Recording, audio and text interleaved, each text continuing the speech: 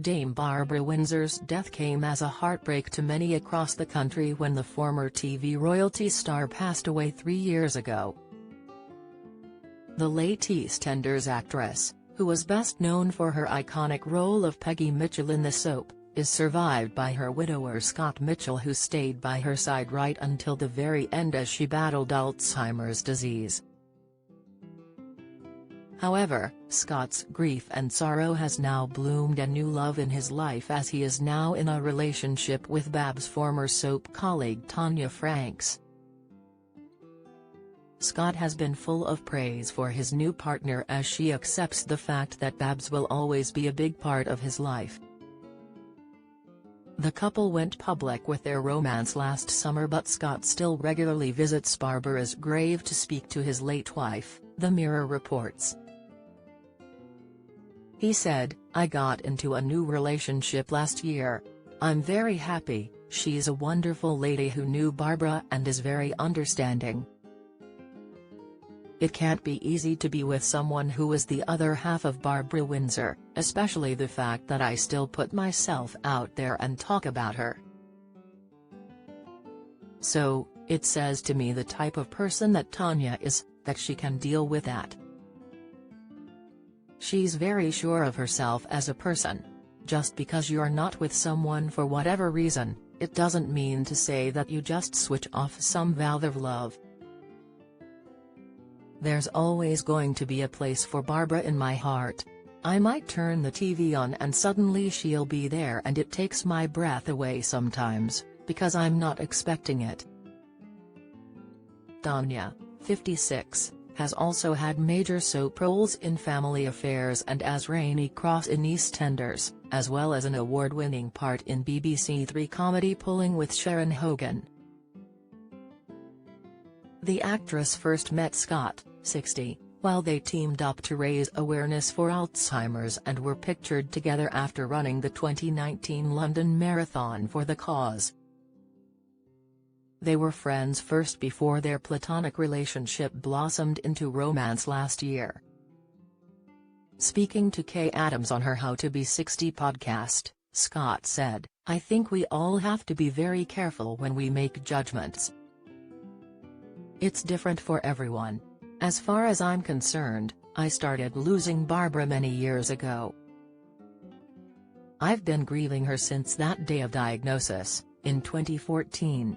It's like 8 years of grieving. How long can I grieve for? I know, Barbara wanted me to be happy. I know I deserve to be happy. It doesn't take away anything that we shared. All of our lives go by very quickly and we can be held back by worrying what others might say. You've just got to live your life." Scott was married to Barbara for 20 years from 2000 before her death in 2020. He previously told How to Be 60 about how she began to suffer memory loss in 2010 and was diagnosed with Alzheimer's 4 years later. He said, "She reached her hand over to me. She had tears in her eyes and she said, 'I'm so sorry, darling.' I said, 'Don't ever be sorry.' I went back and saw the neurologist 4 days later and I just sat down and wept. I said, I don't want her to ever forget me, or who she was and how much she gave to people with enjoyment of what she achieved in her life." Scott was in the acting industry himself when he first met Dame Barbara back in 1992 and confessed that he initially found it difficult to be the partner of one of the famous women in Britain, especially because they had a 26-year age gap. He told Kay, "I went through some really tough times. I had a drink problem and a drug problem. I had to get sober twice. I won't say that was because of the relationship, but certainly there was a hell of an amount of pressure on me. When I was younger, other people's opinions mattered to me. So when I was aware there was this gossiping and eye-rolling and sniggering, it did affect me. I'd have to be half-cut before I even went out to an event with Barbara. If I was sloshed it wouldn't hit me, but I'm pleased to say I've just turned 22 years sober and clean." The 60-year-old admitted that he also found it hard to look after Babs at home once her disease got worse. He recalled, "I can remember wanting to scream, and I was screaming inside my head, for F's sake, let this stop. I wanted to run out of that door sometimes and never stop running. But there's no way I would have done that, because I cared and loved this lady so much, and it wasn't her fault what was happening. The first time she ever looked at me genuinely confused and said, 'Who are you?' that was the day I dreaded from diagnosis. It was hard and painful, and I still remember it to this day. It still turns my stomach." Scott, who still lives in central London in the house he shared with his late wife, says of his visits to her grave, "I have a little chat to her and fill her in on all the gossip.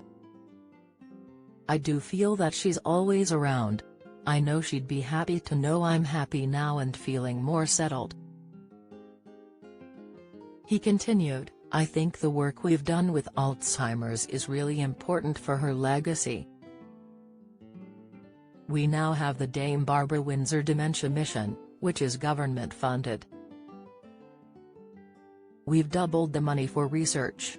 I hope her legacy's going to be a lot more than her bra flying off in Carry On camping, although what a legacy that was."